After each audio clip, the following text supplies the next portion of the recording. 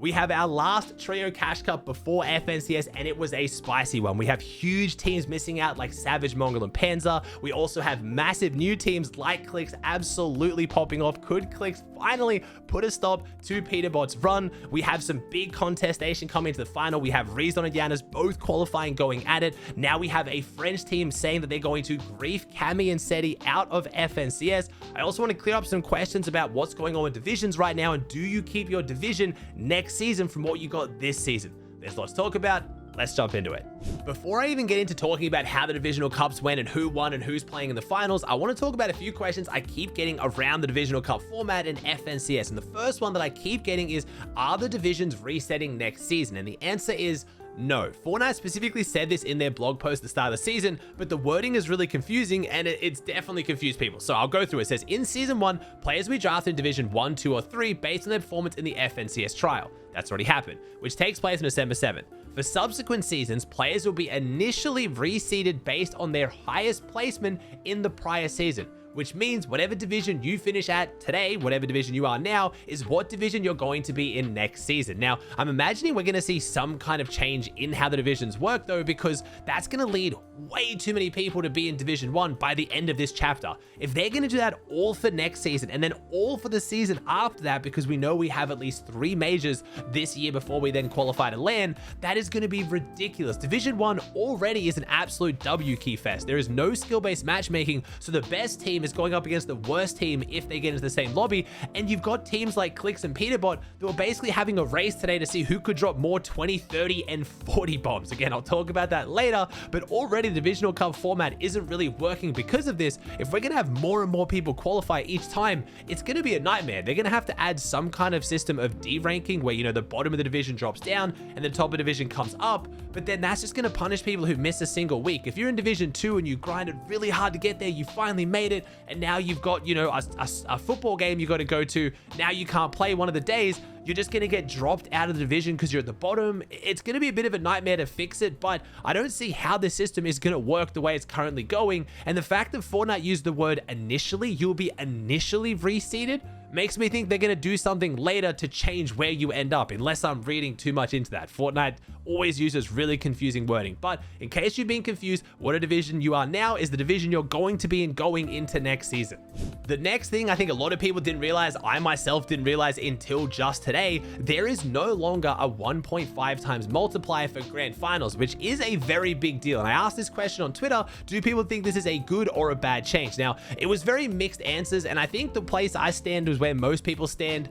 While it didn't really make the most sense competitively that day 2 should be worth more than day 1 because it's the same tournament, it just makes kind of like weird comebacks on day 2 worth more than a good day 1. The thing I really liked about it was the entertainment factor, the excitement factor, the fact that anyone could bring it back with a really good day 2. It did reward players who go and hit the VODs and maybe figure out what went wrong and then improve, which I think is better for the game. The main reason why I was hoping for it was because even if Peterbot was in first place after day 1, I could maybe make a video and go to bed pretending that if someone has a crazy day 2, they'll overtake him. But also, we have no more guaranteed prize money in grand finals. The bottom placing teams in grand finals on every region, EU included, don't make money. And I think a really exciting factor of the 1.5 times multiplier on day 2 is that idea that you could come back. You could go from making no money to getting up there and making more money, which would prevent teams from griefing. Right now, with no multiplier in the last few games of day 2, there's going to be teams who are playing for literally nothing if they don't think they can get enough points to at least make it into the base earnings. So it'll be interesting to see how that plays out. It means we probably aren't going to see any point records broken. I guess it is trios, so now we're setting the new point records. But in case you guys weren't across it, there is no longer a multiplier for day 2 like there used to be. All right, time to talk about the results of our last divisional cup of the season. These are our last teams who qualified now to make it through the finals, and we've had some very similar names pop off at the top. We've had some new teams, and unfortunately for Savage and Mongraal, some big underperformances. So let's kick off with NA. We have, oh my god, Ritual, Cold, and Peterbot winning it on 1,257. They are now one tournament away from having the perfect season, winning every single trio finals of the season. So we'll see if they can hold on. There was a ray of hope here in the opens. They weren't going to win the opens as well because brand new trio Clix, Batman, Booga, and Yomzo were right on their tail. Up until the very last game, Clix actually pulled ahead. I've refreshed the leaderboard and I thought it finally happened. Someone beat Peterbot, and it was Clix of all people. And then unfortunately, I refreshed again and Peterbot finished off with a 34 elim win 17 minutes after lobbies closed. So Peterbot ruined that hope, but Clix almost won, and it showed that potentially they are beatable. And this is what has a lot of people very excited. Clix, Batman, Booga, and Yomzo haven't gone up against Peterbot in a set lobby, and they're a team that I think could potentially do it because they're W king this heavy. Right now, if you're wondering why Pete is so unstoppable, on top of them just being good, it's the fact that their playstyle suits the current point format. Right now, elims are worth 3 and a win is worth 65. That is a very, very heavy elim-based format, especially for trios. Usually, pros aren't dropping 20 elims in the finals against other pros, but with Peterbot, they are. In grand finals, elims are worth 4 points and a win is worth 65. So elims are even more rewarded in grand finals. So we really need to start looking at which of the teams that not only could beat Peterbot as far as placements, but who can drop as many elims as they can. And Clix, Batman, Booga, and Yomzo were dominating. If you guys haven't checked it out, on my React channel is a video of Clix, Batman, Booga, and Yomzo playing against Peterbot and like 9 other of the best teams on the region. It's honestly one of the most stacked lobbies I've seen, and they almost broke the elim record. They were pushing a 40 bomb in basically a finals lobby. Go check it out at the end of this video. It is amazing, but this team is proving they can actually do that, which has a lot of people, myself included, very excited. Now, we had Vidil, Cooper, and Sphinx, not a new trio, probably the most consistent trio right now outside of Peterbot on NA, still showing their consistency. Another brand new trio, Muzz, Yapko, and Rise coming in 4th. They only played 15 games. They basically gave up halfway through because they'd already qualified. Again, another reason why I think Epic really needs to work on changing the Divisional Cup format right now. Division 1 should not just be this absolute W key fest. We have 3 teams getting over 1,000 points on NA. It's just clearly not working. We have a lot of teams stopping halfway through. Both Muzz and Acorn's team didn't even play out all their games because once they qualified, they just stopped playing. Now, we had Rapid, Canada, and Bolts. Again, another brand new trio in 5th place overall, playing really well. Then we had Golden, Fishy, Quanti. So Quanti has responded very well after losing. Yapko has filled that spot with Byla and doing very well. We have Noxy, Virgo, and Curly, another brand new trio. And then Taki, Eshu, and Npen. So really, really good teams inside the top 33. We're not missing too many massive teams this week in the finals as far as what I'm concerned compared to EU. EU is where we're really missing those big teams who I know are going to be stressing a little bit coming into FNCS. Before I skip to EU, sorry, I do want to cover what is going on with the Acorn Canada spawn beef. If you've watched any Canada streams, you know that this is actually getting pretty heated. It's getting a lot more personal than I thought it would. If you were looking to see both teams collide in the finals because both of them qualified, it's not going to happen. As I predicted the first night when this team snaked and they were contesting each other, I said I just don't see Acorn's team dropping on Canada. They care too much about the game. It just doesn't sound like them as people and players. They've already moved back to the forest, and it makes sense. Why would you contest one of the other best teams on the region, a team you were just playing alongside as that you know are amazing at Demon's Dojo, when you have uncontested Night Shift Forest, which is arguably as good, some people saying a better drop? It just didn't make sense. Looks like Acorn has agreed. So we now have Acorn, Aegis, and Poyo going Night Shift Forest. They will not be contesting Canada in the finals. Meanwhile, over on EU, we have some very big contestations. If you guys have followed my videos at the moment, you know what's going on between Yanis and Rezon. There is a lot of drama breaking down there.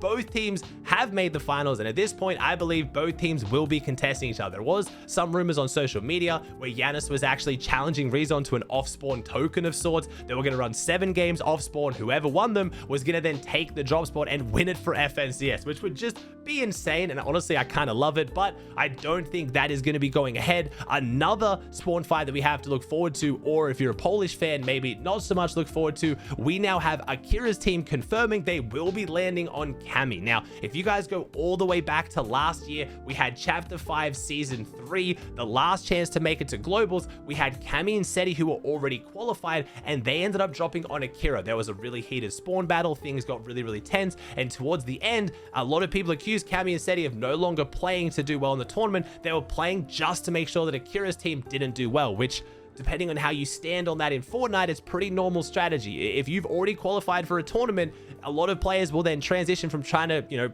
play better to just making sure other teams that are going to contest them don't qualify, so they become uncontested. It's pretty normal gameplay. Akira's team, though, obviously didn't take too kindly to this. They're now paying them back, months later at the start of this season, and they will now be contesting the Polish trio that has been doing extremely well. Kamiseti Hari have qualified for, I think, every EU final so far and almost every NA final as well. They're looking really, really good, but while being contested by Akira's team, I'm a little bit scared for them. Off-spawn fighting is usually their biggest weakness. We had BloodX on social media trying to say that Akira's an idiot for dropping on them, trying to get them to leave, which has never ever worked. I love BloodX. Every time he gets involved on social media, though, it doesn't seem to go the way he expected, so that will definitely be a spawn fight worth watching. Going through the rest of the EU leaderboard, we had a pretty underrated team take it home, the double Finnish Dutch trio of Hyper, Titty, and Jewel. I've been told I'm pronouncing Jewel's name terribly. I'm so sorry. It's Finnish. Finnish is an insane language to me. I'm definitely not going to get his name right, but they played phenomenally. They did extremely well. I'm super, super happy for them. Then we had Country's trio in second, Trippern, Vanya. Then we had Vico, no surprise there. Cringe's trio, iDrop, Skyjump, CZB, and then Make It on top. Now, this is the one team I haven't really heard of too much about on this EU leaderboard. Outside of that, EU is absolutely stacked. A few things you guys I know are going to be asking questions about. Why didn't Vico's team win it? I don't really know. They didn't do well on day one. They were streaming day one. It was off to a bad start. They kind of brought back a little bit of momentum, but it wasn't fantastic. Day two, they ended up getting the qualification across the line. I wouldn't be too panicked saying that, oh, they're falling off, they're doing terrible. It's just opens. We'll see how they go in finals. Shout out to the Danes again. Tripper and Thomas and Froxy still doing this well. Still not having the train in the game, by the way. There is still no train for Brutal Box Cars. There is no mythic, and they're still doing that well. A team that you'll notice is probably missing on this leaderboard is Teeny's new team. Teeny, Skivvy, and Haris did not make finals, and Teeny is now officially looking for a new trio. This is insane. A week out from FNCS. There's not many good trios remaining, if any, right now. So I'm thinking if we now have a team potentially doing poorly this week in finals, they might get desperate to actually try to make a new trio and then go into FNCS never having played with them before, which would just be insane, but it does kind of make sense. Now, I feel for Pink right now. Pink, Nevs, and Chino, our 34th team, just missed out on qualifying. They didn't get across the line. If there's a team that's potentially maybe cheating in the top 33, I'm sure they will get them banned if they can or kicked out of the lobby. But at this point, it's looking pretty legit. So I think Pink's going to have to sit this one out.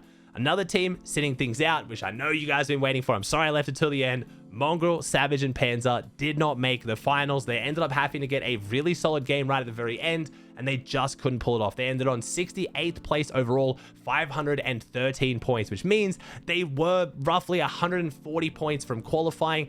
It was a rough couple days. If people ask me what went wrong on stream a lot, it wasn't the drop spot. Remember, they did really, really well at Shattered Span last week in the qualifiers. They actually won day two at that drop spot. Something just seemed off. It seemed like that vibes weren't really there. I know they're going through a little bit of like a leadership struggle right now. Who's going to IGL in the end game? Usually it was Savage. Now they're moving more towards Panzer, but then it seemed like Panzer was second guessing himself and Savage was, kind of getting antsy to take over because he's so used to it, which maybe was leading to Panzer second guessing himself more. I don't really know exactly what's going on between the players. I'm sure they've VOD reviewed it. I'm sure BloodX has figured it out for them, but unfortunately they are going to be missing out on the last finals right before FNCS. Now, this doesn't have me super panicked. If anything, it's really good to go back and VOD review tournaments you do poorly rather than tournaments you do well, because there's only so much you can learn when you're winning. But at the same time, the main thing they need right now, I believe, is that set lobby practice, because they're contested right now by two really good teams. Lucy and Mixon's team both want to go Shattered Span, and I would expect at least one of those teams to make grand finals. So if they stay Shattered Span, we know they're going to be conned in grands, and they need to get their reps in fighting good teams off spawn. In the last set lobby finals, they were 3-3, which isn't bad by any means, but if you want to try and do well in grands, you're going to want more than a 50% win rate off spawn. Now, obviously FNCS for the start is not set lobbies, so they're going to get more of that practice in opens lobbies again, but a lot of people are saying they should go back to Bird. Bird is about to get buffed, like I've talked about. The metal is coming back into the drop spot. It's not just going to be all brick. A lot of people saying that Savage should drop Panzer, Savage should drop Mongraal. There's a lot of toxicity going on along right now, and I feel kind of bad for the players involved. Savage has said multiple times he will not drop a teammate this close to FNCS, so I don't know whether they're now just going to stick it out.